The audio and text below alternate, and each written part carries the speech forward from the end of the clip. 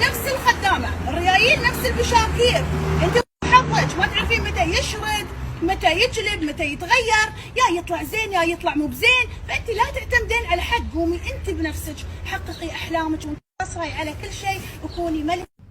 فاشينيستا وافده مقيمه في الدوله، شغلتها تستفز الناس عشان يغلطون عليها وتصير تشتكي، او تبغي تطلع ترند على حساب ديننا وقيمنا وعلى حساب سمعه دولتنا. منو انتي علشان تطلعين وتقولين الرجل نفس العامله نفس البشكاره يوم تشرد في اي وقت ممكن تشرد عن كفيلها؟ اولا منو انتي عشان تستنقصين من العامله؟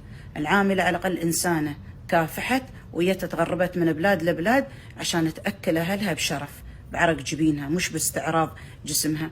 ثانيا الرجل له احترامه وله تقديره في حياه المرأة السوية، في حياة الحرمة الحشيم اللي تعرف شو معنى رجل في حياتها، سواء أخ أب خال عم زوج شو ما كان، في فرق ولازم تنتبهين.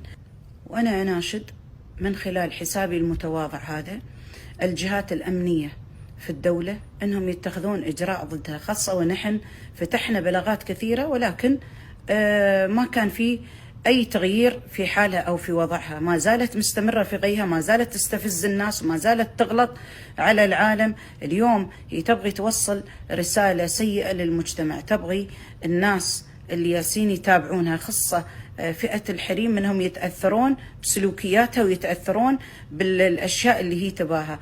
كوني حرة نفسك، كوني لك استقلاليتك، لا الرجل كأن الرجل مهمش ولا له دور في حياة المرأة. لا حبيبتي، الرجل دوره مهم في حياة المرأة، المرأة السوية اللي عاشت حياة سوية، الرجل مهم عندي وعند الناس اللي يعرفون قيمة الرجل في حياتهم، سواء ابن زوج أخ عم خال شو ما كان.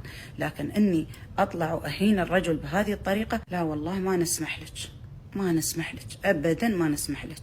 وبتبطين ولا بتنشرين سمومك مجتمعنا وبنسكت عنك، أو بنتم مكتوفين ليادي نشوفك ونسكت أو نبتسم نضحك.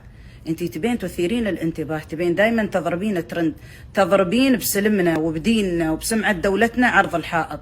لا حبيبتي، اليوم يا الوقت اللي نقول لك انتي ومن هم على شاكلتك استوب، وقفا، خلاص لازم تتواجهن، لازم تتواجهن، لو لزم الامر ان نرفع عليكم قضايا، لان خلاص مسخت